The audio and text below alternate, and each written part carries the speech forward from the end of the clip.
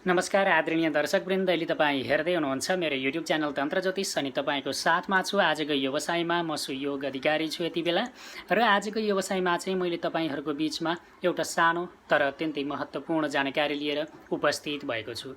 दर्शकवृन्द, त्यसो त हामीले आफ्नो दैनिक जीवन व्यवहारमा पटक पटक हामीले आफ्नो जीवनकालमा आर्थिक मामलासँग सम्बन्धित समस्या सामना गरिरहेका हुन्छौँ। त्यसो त आर्थिक समस्या यस्तो समस्या हो जुन समस्या हामीलाई जब आइलाग्यो यदि भने हामीले सो आर्थिक समस्याबाट मुक्ति पाउनका लागि हामीले लामो समयसम्म सङ्घर्ष गर्नुपर्ने हुन्छ। र कतिपय स्थितिमा लामो समयसम्म सङ्घर्ष गरिसके पछाडि हामी चाहिँ आफ्नो जीवनमा परिआएको आर्थिक सङ्कट एवं आर्थिक समस्याबाट मुक्त हुन सक्छौँ भने कतिपय स्थितिमा चाहिँ हाम्रो जीवनकालमा परिरहेको आर्थिक सङ्कटबाट बाहिर निक्लिनका लागि चाहिँ आफ्नो जीवनको एउटा लामो हिस्सालाई नै गुमाउनु पर्ने हुन्छ। तर हामीले केही कुरालाई विचार गर्न सक्यौँ, पहिलेदेखि नै हामीले केही कुरालाई विचार गर्न सक्यौँ यदि भने चाहिँ भोलिका दिनमा हाम्रो जीवनकालमा चाहिँ आर्थिक सङ्कट, जुन सम्भावित आर्थिक सङ्कट आउन सक्छ नि, त्यसलाई चाहिँ निदान गर्न सहयोग गर्ने हुन्छ।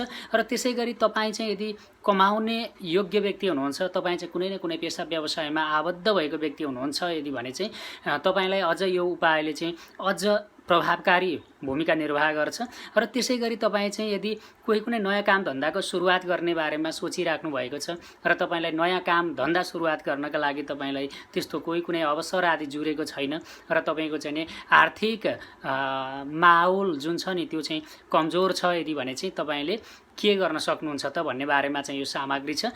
त्यसो त यदि तपाईँको जीवनमा कुनै आर्थिक समस्या चलिरहेको छ यदि भने सबैभन्दा पहिला चाहिँ तपाईँले बिहान उठिसके पछाडि नुहाइधुवाइ गर्नु सक्नुहुन्छ यदि भने नुहाइधुवाइ गर्नुहोस् र तपाईँले चाहिँ एक लोटा तामाको लोटामा एक लोटा जल लिएर तुलसीको बोटमा अर्पण गरिदिनुहोस्। यदि तपाईँले चाहिँ तुलसीको बोटमा एक लोटा जल तामाको भाँडामा जल लिएर अर्पण गरिदिनु भयो यदि भने चाहिँ तपाईँको जीवनकालमा भोलिका दिनमा आर्थिक व्यवस्थासँग सम्बन्धित समस्या पर्नबाट जोगिनुहुन्छ। र त्यसै गरी चाहिँ कुनै पेसा व्यवसायमा आबद्ध हुनुहुन्छ, तपाईँको पेसा व्यवसायमा विविध आर्थिक सङ्कट आदिको तपाईँले सामना गरिराख्नु भएको छ यदि भने पनि तपाईँलाई सो आर्थिक सङ्कटबाट जोगिनका लागि तपाईँलाई सहयोग गर्छ। तर यो एक दिन गर्ने उपाय होइन। एक दिन मात्रै तपाईँले यो उपाय प्रयोग गरेर चाहिँ यसले काम गर्दैन।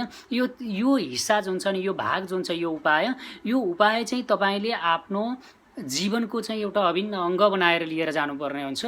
र तपाईँले चाहिँ प्रत्येक दिन बिहान उठिसके पछाडि सम्भव हुन्छ भने नुहाइधुवाइ गरेर, सम्भव हुँदैन यदि भने हातमुख धोएर तुलसीको वृक्षलाई रेगुलर चाहिँ तपाईँले तामाको लोटाद्वारा, तामाको भाँडाद्वारा जल अर्पण गरिदिनु भयो यदि भने तपाईँको जीवनकालमा आर्थिक सङ्कट जुन हुन्छ नि त्यो सङ्कट आउन दिँदैन र तपाईँलाई चाहिँ आर्थिक मामलामा जुन अर्थोपार्जनका लागि चाहिँ बाटोहरू हुन्छन् नि, भिन्न भिन्न प्रकृतिको बाटो प्राप्त गर्नका लागि तपाईँलाई चाहिँ सहयोग प्राप्ति हुन्छ।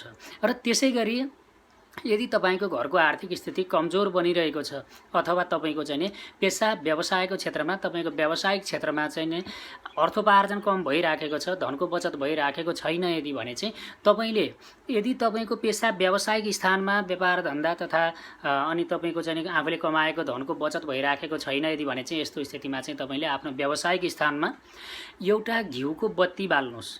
जुन ठाउँमा चाहिँ तपाईँले पूजा गर्नुहुन्छ त्यो ठाउँमा चाहिँ बिहानमा एउटा घिउको बत्ती बाल्नुहोस् र त्यो घिउको बत्ती बाल्दाखेरि चाहिँ तपाईँले आफ्नो क्यास काउन्टर जुन हुन्छ नि त्यो क्यास काउन्टरमा पनि देखाउनुहोस् र चाहिँ तपाईँले आफ्नो पसलको चाहिँ सबै चाहिँ कुनाहरूमा है सर र चाहिँ आफ्नो पसलको चाहिँ एरियामा चाहिँ त्यो बत्ती लिएर घुम्नुहोस् लक्ष्मीको स्मरण गर्दै, र त्यसलाई चाहिँ तपाईँले पूजा स्थानमा राखिदिनु भयो यदि भने तपाईँको पसलमा व्यापारको वृद्धि गर्न गराउन सहयोग गर्छ।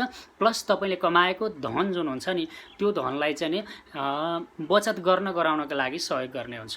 र त्यसै गरी तपाईँले आफ्नो घरमा चाहिँ तपाईँले पूजा गर्ने सिलसिलामा चाहिँ एउटा घिउको बत्ती बालेर आफ्नो चाहिँ घरमा सम्भव हुन्छ यदि भने चाहिँ तपाईँले आफ्नो घरमा चाहिँ जताततै घुमाउनुहोस्, होइन, बत्ती घुमाउनुहोस् र त्यसलाई चाहिँ लगेर आफ्नो पूजा स्थानमा लक्ष्मीलाई स्मरण गरेर राखिदिनु भयो यदि भने चाहिँ त्यसले तपाईँको घरको आर्थिक माहौल जुन छ नि त्यसलाई समृद्ध र सुदृढ बनाउनका लागि सहयोग गर्छ। साथसाथै तपाईँको घरमा अर्थहानिसँग सम्बन्धित समस्या समेत आउन नदिनका लागि सहयोगी भूमिका खेल्छ। पक्कै पनि आदरणीय दर्शकवृन्द, आजको व्यवसायमा मैले दिएको यो सानो जानकारी तपाईँका लागि लाभप्रद साबित हुनेछ भन्ने कुराको आशा लिँदै आजको व्यवसायबाट बिदा हुन चाहन्छु। बिदा दिनुहोस्। हस्त। नमस्कार।